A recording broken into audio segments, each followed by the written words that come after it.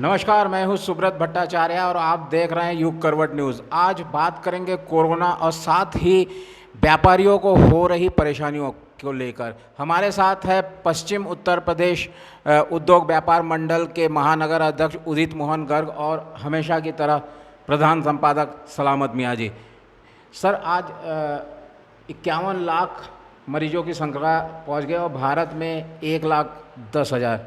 क्या देख रहे हैं? नहीं, देखिए, ये तो हम लगातार इस बात को चर्चा कर रहे हैं कि ये संख्या बढ़ती रहेगी। और देखिए, आपने बात दुनिया की करी है, मैं भारत की करूँगा और ख़ासकर उत्तर प्रदेश की करूँगा। उत्तर प्रदेश के आज कई जनपदों में कई सौ मरीज़ बढ़ गए हैं और ये वो मरीज़ हैं जो प्रवासी मज़दूर हैं, जो जा रहे हैं गाँव। बाराबंकी जो बड़ा शांत था, जहाँ पे कोई केसेस नहीं थे, वहाँ प्रवासी मज़दूर पहुँचे और एक दिन में वहाँ पे 91 मरीज़ मिले हैं। प्रयागराज में मिले हैं, इटावा में मिले हैं, एटा में मिले हैं। कई जनपदों में जहाँ जहाँ ये मज़दूर पहुँच रहे हैं वहाँ पर ये संख्या बढ़ गई है। तो हम लोगों ने पहले भी चर्चा की थी कि देखिए, जिस तरह का ये फिज़िकल डिस्टेंसिंग मेंटेन नहीं हो रही है और इसका आगे वाले आने में तस्वीर बड़ी ख़राब हो सकती है। तो उसकी शुरुआत हमें दिखाई दी है, आज से शुरू हो गई है। आज आप देखिए, कई ज़िलों में जो है एकदम मरीज़ों की संख्या बढ़ गई है और ये वही हैं जो मज़दूर जा रहे हैं। तो ये बड़ा ख़तरनाक है और इसमें माननीय प्रधानमंत्री का भी ये फोकस था, आपको याद होगा। उन्होंने जब पहले भी कहा था कि हमें देहात क्षेत्र में जो है इसको रोकना है। तो मुझे लगता है कि वो अब संभव नहीं हो पा रहा है और जिस तरह से सारे मज़दूर जा रहे हैं और मरीज़ों की संख्या बढ़ रही है, तो मुझे लगता है ये अच्छे संकेत नहीं है। इसमें कहीं ना कहीं सरकार को थोड़े से कोई सख्त इंतज़ाम करना चाहिए और जिस तरह मज़दूर जा रहे हैं शायद उनको कहीं ना कहीं उनको रोकना चाहिए। पहले सरकार ये दावा कर रही थी कि कोरोना संक्रमण जो है छोटे शहरों में और गांवों में नहीं पहुंची। यहाँ तक कि केंद्र सरकार का कहना 50% ग्रामीण क्षेत्र अभी भी कोरोना से मुक्त है। तो लगता है कि अब कोरोना गांवों तक भी पहुंच गया। हाँ ना, बिल्कुल पहुंच गया है। देखिए, ये प्रवासी मजदूर सब गांव में ही जा रहे हैं और जितनी संख्या मैं आज बताई मैंने आपकी, ये सब गांव की है। बाराबंकी जनपद के सिटी की है, बाकी देहातों की है और जो प्रयागराज के हैं वो देहातों की संख्या है। तो जाहिर है कि जो प्रवासी मजदूर पहुंच रहे हैं तो गाँवों तक ये पहुँच रहा है। ये बड़ा गंभीर मामला है और इसमें सरकार को कहीं ना कहीं कुछ इस तरह से कदम उठाने की ज़रूरत है कि ये आगे ना बढ़ पाए। जी हाँ, सरकार को कदम उठाने की ज़रूरत है ताकि ये आगे बढ़ ना पाए। लॉकडाउन चौथा को घोषणा किए हुए करीब 3 दिन होने को है और 3 दिन में गाइडलाइंस जारी हो गई थी केंद्रीय गृह मंत्रालय की ओर से, लेकिन आज तक गाज़ियाबाद में दुकानें नहीं खुल पाई है। आइए पता करते हैं महानगर अध्यक्ष संयुक्त उद्योग व्यापार मंडल के महानगर अध्यक्ष उदित मोहन से, आखिर क्या गतिविरोध है, क्यों नहीं हो रही है दुकानें, खुल नहीं क्यों नहीं पा रही? लगातार हम लोग प्रशासन से, जिला प्रशासन से, जिला अधिकारी जी से, सभी लोगों से हम लोग संपर्क में हैं और लगातार हम उनसे निवेदन कर रहे हैं कि आप, हमारा व्यापारी अब बहुत ज़्यादा आक्रोश में हैं, बहुत ज़्यादा घर बैठे परेशान हो चुका है। आप जल्द से जल्द इन दुकानों को खुलवाएं क्योंकि लगभग सभी ज़िलों में आसपास के सब दुकानें धीरे धीरे खुलती चली जा रही हैं। उसमें प्रशासन हमें जो भी गाइडलाइन देगा, जिस भी स्तर पे आप चाहें तो alternative days, left, right, odd even, हम हर प्रक्रिया को मानने को तैयार हैं। बस अब हमें अपनी दुकानें खुलने का इंतज़ार है और अब प्रशासन से हमारा लगातार यही अनुरोध है आज युग करवट के माध्यम से कि जल्द से जल्द हमारे व्यापारों की तरफ ध्यान देते हुए, क्योंकि अब व्यापारी परेशान हो चुका है अपने घर बैठकर, अब दुकानें खुलनी चाहिए। लेकिन उदित जी, आपका एक बयान आया है जो हमारे यहाँ भी छपा है, वो बयान और इस वक्त का बयान आपका बहुत बदला हुआ है। उसमें आपने कहा था कि ये 2020 जो वर्ष है ये कमाने का नहीं है, जान बचाने का वर्ष है। फिर आपने ये भी कहा था कि दुकानें नहीं खोली जाएं और ये ईद के बाद खोली जाएं। तो एक तरफ तो आप कह रहे हैं कि हम दुकानें खोलना चाहते हैं, एक तरफ आप कहते हैं नहीं खोलना चाहते, एक तरफ आप कहते हैं ये कमाने का वर्ष नहीं है। तो ये डबल किस तरह का बयान है? मैं इसमें बिल्कुल साफ साफ अपने व्यापारियों से ये आह्वान करने की कोशिश करी थी आज आपके अखबार के माध्यम से कि व्यापारी ये ध्यान रखे कि किस प्रकार कोरोना अब हमारे जीवन में हमारे साथ चलने वाला है। हमें कमाई को साइड में रखते हुए अपनी जान को भी बचाना है और अपने व्यापारों का भी ध्यान रखना है। लेकिन अभी हमने 2 दिन पहले, 3 दिन पहले अपने गाजियाबाद में एक बहुत बिगड़ी हुई व्यवस्था देखी। जो श्रमिक पलायन कर रहे थे, उस व्यवस्था को कहीं ना कहीं प्रशासन संभालने लगा हुआ था और वो भीड़ उमड़ उमड़ कर आ रही थी। और हमारे देश का एक बड़ा त्यौहार होता है ईद, उसको ध्यान में रखते हुए हमने ये आह्वान करा कि अगर हमारे व्यापार ईद तक या ईद को देखते हुए खोले जाएं तो वो जो हमारा व्यापार है वो भी बहुत अच्छे रूप से चलेगा और जो हमारा त्यौहार ईद का है वो भी बहुत अच्छे तरीके से मनाया जा सकेगा। कल एक सवाल मेरा ये है, क्या कहीं ना कहीं व्यापारियों में आपस में कोई समन्वय नहीं है? मैंने देखा डीएम के यहाँ जो बैठक हुई उसमें भी कहीं ना कहीं माहौल नहीं बन पाया, कुछ अलग अलग अपनी अपनी राय थी, ऐसा भी कुछ है क्या? जी, आपने बहुत अच्छी तरीके से जो वीडियो वायरल हुई हैं सभी लोगों ने देखी हैं, उसमें कुछ व्यापारियों का अपना तर्क था कि मैं ये नहीं कहना चाहूँगा कि सब अपनी अपनी राजनीति करते हैं, लेकिन कुछ लोग जो अपने ज्ञापन के माध्यम से चाहते थे व्यापार ऐसे ही खुले। मेरा कहना यह है कि हम लोगों को अपने अपने सुझाव दे देने चाहिए प्रशासन को, और जो प्रशासन तय करेगा हमें वो मान्य होगा। लेकिन ऐसे कुछ लोग वाकई में ही उस मीटिंग में मौजूद थे जो ना चाहते हुए भी मीटिंग में पहुँचे, और ये साफ गाइडलाइन थी जिलाधिकारी की तरफ से कि हर व्यापार मंडल का एक ही प्रतिनिधि वहाँ पहुँचे। फिर भी ऐसा भी देखा गया कि एक ही व्यापार मंडल से 10-10, 15-15, 20-20 लोग वहाँ आए थे और वो अपनी बात मनवाने की वहाँ कोशिश कर रहे थे। लेकिन हम फिर भी ये चाहेंगे जो प्रशासन कहेगा हम उस गाइडलाइन को मानने को तैयार हैं, चाहे वो कोई भी गाइडलाइन हो। लेकिन अब व्यापार स्वतः तरीके से प्रशासन उस पर पूरा ध्यान दे और हमारा ईद का त्यौहार भी इसमें बहुत अच्छी तरीके से मनाया जाए। ऐसी कोई गाइडलाइन के साथ अब व्यापारों को खोलने की एक तैयारी करी जाए। ऐसा है कि उसमें कल इस तरह की बात हो रही थी प्रशासन की ओर से ऑड इवेंट के तहत दुकानें खोलने की, जिस पे जो है व्यापारियों में सहमति नहीं बन पाई। व्यापारियों का कहना है सभी दुकानें 7 दिन खुलेंगी, क्या है इसमें?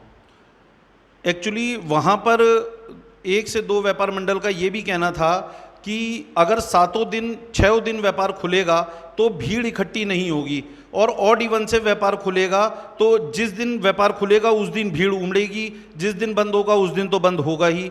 अगर ये 7 दिन व्यापार खुले और 4-4, 5-5 घंटे के अंतराल पे हैवी लोडिंग व्हीकल को कुछ सुबह का समय दिया जाए, लग्जरी आइटम को कुछ शाम का समय दिया है, और जो अति आवश्यक इस्तेमाल में आने वाली वस्तु जो एसेंशियल गुड्स की दुकानें खुल रही हैं उन्हें बीच का दोपहर का समय दिया जाए, उस अनुसार अगर व्यापार खुलते तो वो सुझाव भी वहाँ प्रशासन तक पहुँचाया गया है। एक सवाल ये हैगा कि अब आप माननीय प्रधानमंत्री ने कहा था कि जान भी और जहान भी, तो अब आप क्या चाहते हैं, जान चाहते हैं कि जहान चाहते हैं? जान है तो जहान है, तो सबसे पहले जान फिर जहान। और ये प्रधानमंत्री जी लगातार हम लोगों को बचाने के लिए ही आह्वान कर रहे हैं कि खुद को भी बचाओ, अपने व्यापारों को भी बचाओ, और लगातार जान हम होंगे तो जहान बचेगा। तो सीधी सी बात है कि पहले जान बचाएंगे फिर जहान बचाएंगे। तो इसमें ये सवाल मेरा ये है कि जिस तरह 31 मई तक बढ़ाया गया है, तो एक बार तो ये है कि अब तक कितना नुकसान हुआ होगा व्यापारियों को गाज़ियाबाद में?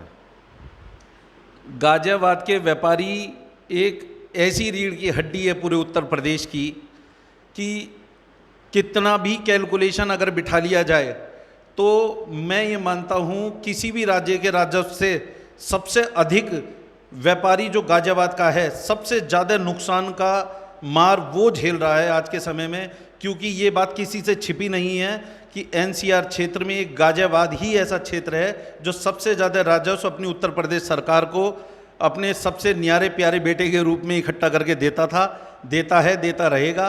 और इसीलिए सबसे अधिक नुकसान मैं मानता हूँ सभी राज्यों के मुकाबले मेरे अपने ज़िले गाज़ियाबाद को हुआ है। अच्छा, एक सवाल और है कि ये अगर 31 मई के बाद बढ़ता है लॉकडाउन, तो क्या बढ़ना चाहिए या नहीं बढ़ना चाहिए? ये अब कल रात को एक गाइडलाइन जारी हुई जिसमें हमारा गाज़ियाबाद भी ऑरेंज जोन से द्वारा रेड जोन में आ गया। तो लगातार कहीं ना कहीं इसकी एनालिसिस हो रही हैं और उस एनालिसिस के तहत लगातार केस बढ़ रहे हैं, लगातार मृत्यु दर बढ़ रही है। अगर मुझे ये लगता है जिस तरीके से हमने अभी तक 3 लॉकडाउन हम झेल चुके हैं और चौथे लॉकडाउन का हम पालन कर रहे हैं, अगर सरकार की मंशा हम लोगों को बचाने की है और वो आगे भी इसे बढ़ाना चाहेगी, तो मैं एक उत्तर प्रदेश और अपने हिंदुस्तान का नागरिक होने के नाते पूर्णतः उसका स्वागत करूंगा और उस फैसले को मानूंगा सरकार की। आप तो भाजपा में भी है ना, इसलिए मानेंगे ज़रूर। भाई साहब, कोई ना कोई व्यक्ति कहीं ना कहीं कार्यरत है, कार्यकर्ता है। मैं पहले एक इंसान हूँ, फिर एक व्यापारी हूँ, और मेरे पे अपनी समाज की, अपनी घर की भी जिम्मेदारी है, और मैं कहीं ना कहीं एक कार्यकर्ता के रूप में भी खड़ा हूँ। तो मैं हर तरीके से आज लगातार मोदी जी हमारे प्रधानमंत्री हैं और उनकी बात पूरा हिंदुस्तान मान रहा है, तो कार्यकर्ता ही नहीं सभी मान रहे हैं। धन्यवाद। हमारे प्रधान संपादक सलामत मियाँ ने अपने कॉलम में पहले उसका जिक्र किया था। आज वो बात वर्ल्ड हेल्थ ऑर्गेनाइजेशन भी कर रहा है। जी हाँ, सोशल डिस्टेंसिंग बनाम फिजिकल डिस्टेंसिंग। आज WHO ने भी कहा कि ये सोशल डिस्टेंसिंग नहीं, फिजिकल डिस्टेंसिंग है। बहुत बड़ी उपलब्धि है सर, क्या कहेंगे? जी नहीं, बहुत बहुत शुक्रिया आपका। हाँ, ये बात सही है कि हम लोगों ने एक बार बैठ के खुद ही इस बात को कहा था कि ये सोशल डिस्टेंसिंग नहीं, फिजिकल डिस्टेंसिंग हो चाहिए, शारीरिक दूरी है। तो अब वो आहिस्ता आहिस्ता उसको फिर PMO से भी आई, उसमें भी, वहाँ भी जो प्रेस रिलीज़ आई उसमें भी इस बात का जिक्र था, और जगहों पर भी आया, और WHO ने भी किया। जाहिर है कि बात निकली तो बहुत दूर तक जाती है, वो शेयर है ना का। इसका श्रेय तो आपको जाता है, पहली बार ये शब्द आपके ही कलम से आए थे। नहीं, शेयर तो किसी को नहीं जाता, पर लेकिन हाँ, एक प्रयास किया था, जाहिर है कि उसको आगे बढ़ गई, तो वही है कि बात निकली तो बहुत दूर तक गई, वही वाली बात है बस। श्रमिकों की समस्या को लेकर आज मुख्यमंत्री योगी आदित्यनाथ ने निर्देश दिया है। ये निर्देश क्या है, ये इसको हम अब जिक्र करेंगे। ये उन्होंने कहा कि जो श्रमिक जिस जिले में है वहीं पर उसको काम दिया जाए, ताकि वह अपने घर की ओर जाने के लिए बाध्य न हो। अच्छा फैसला है सर? नहीं, बिल्कुल स्वागत योग्य है। लेकिन सवाल ये है कि माननीय मुख्यमंत्री जी तो पहले दिन से लगातार जो है इस तरह के फैसले ले रहे हैं, काम कर रहे हैं। इसमें कोई दो राय नहीं है कि अन्य राज्यों के मुकाबले हमारे यहाँ अच्छे फैसले हो रहे हैं। बस है क्या कि ज़मीनी तौर पे उस पर अमल नहीं हो पा रहा है, तो वो बहुत ज़रूरी है। अब माननीय मुख्यमंत्री ने आज कहा है कि इसको जहाँ पे मज़दूर हैं वहीं रोका जाए, उनका पलायन नहीं हो और वहीं पे काम उनको दिया जाए। अब देखिए ज़मीनी तौर पर किस तरह हो सकता है, क्योंकि मुझे तो लगता नहीं कि इसको संभव हो पाएगा, क्योंकि प्रशासन के तो हाथ पाँव खुल गए, और प्रशासन तो जिसको देख रहा गाड़ी में बिठा के भेज देता अपने घर को। एक शिकायत और भी आ रही है उद्योग जगत से कि वो उद्योग शुरू करना चाह रहे हैं, लेकिन वही बात है कि श्रमिक नहीं मिल रहे हैं। हाँ, तो ये तो समस्या आएगी। अब कोई है ही नहीं, सब अपने घर को जाना तैयार हैं। आप किसी को रोकेंगे भी तो कहता नहीं हमें काम नहीं चाहिए, हमें अपना घर चाहिए, हमें अपना परिवार चाहिए। ये बड़ी समस्या है। मजदूर किसी को सुनने को तैयार नहीं है, इतने बड़े दहशत में हैं वो। और देखिए, अगर ये केसेस बढ़ जाएंगे जिस तरह से होगा, तो मैं समझता हूँ और समस्या बढ़ेगी। सरकार ने एक और घोषणा की है, 25 मई से उड़ानें शुरू हो जाएंगी। 1 जून से ट्रेन और 25 मई से उड़ानें। ऐसा लगता है कि संक्रमण जो है वो उस पर कोई ध्यान नहीं है। नहीं, देखिए, अब तो शराब की जब दुकानें खुल गई तो आप समझ लीजिए फिर रेवेन्यू पे ध्यान होने लगा। जब से जब शराब की दुकानें खुल गई तो भाई ये चीज़ कोई अहमियत नहीं है कि साहब जब ट्रेनें चलेंगी। जाहिर है कि ट्रेनों का भी शुरुआत हो गई है, 200 ट्रेनों की आज परमिशन हो गई है, और 25 मई से जो है हवाई यात्रा शुरू होगी। और इसमें फिजिकल डिस्टेंसिंग का पूरा ख्याल रखा जाएगा, एक सीट छोड़ के। अभी जो नागरिक उड्डयन मंत्री हैं हरदीप सूरी जी ने बताया है कि प्रयास होगा पूरा, लेकिन मुझे जहाँ तक ये भी जानकारी है कि टिकट भी इसका बढ़ा दिया गया है। अल्टीमेटली है यही कि भार बहुत जनता पे पड़ने वाला है। ये बात सही है कि चलिए सुविधाएं मिल जाएंगी, खुल जाएगा, लेकिन जब कारोबार बंद है, पैसा नहीं है लोगों पे, तो क्या सफ़र करेगा, कहाँ आएगा, कहाँ जाएगा, ये बड़ी समस्या है। जी हाँ, जब लोगों की जेब में पैसा नहीं है तो किस तरह सफ़र करेगा, ये बड़े सोचने की बात है। कैमरामैन वरुण के साथ सुब्रत भट्टाचार्य, युग करवट न्यूज़ के लिए।